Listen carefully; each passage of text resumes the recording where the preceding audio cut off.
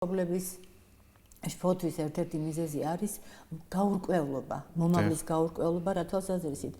აი მე კი სანამ ცოცხალი ვარ, მე ჩემი შვილია და მიყვარს და ყველაფერს გავუკეთებ, რაც კი შეიძლება მისთვის გავაკეთო, მაგრამ მე რომ არ ვიქნები, მე რა იქნება?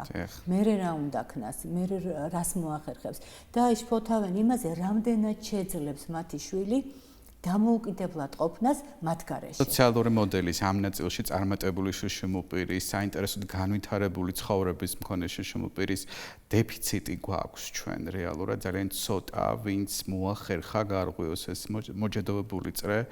ამ თვალსაზრისით ნამდვილად წინსვლა არის, მაგრამ ეს არ არის საკმარისი. ეს არ არის ის ტემპი, რა ტემპითაც სასურველი იქნებოდა ეს მოხდარიყო. იმიტომ რომ საზოგადოების ნაწილი კი ამას ხდება როგორ ვქეთ, გაგებით, ჩვეულებრივად, ანუ ეს არის განვითარების უბრალოდ ცოტა განსხვავებული ტიპი, განსხვავებული მიმართულება, თორე ესეც განვითარებაა და თან ერთია დიაგნოზი და მეორეა ცოცხალი ბავშვი. ხო?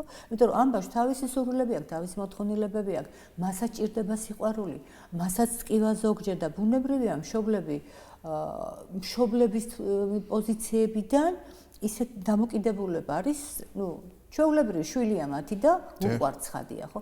მაგრამ აი საზოგადოებას რაც შეეხება, აი განათლება და კიდევ ერთხელ განათლება.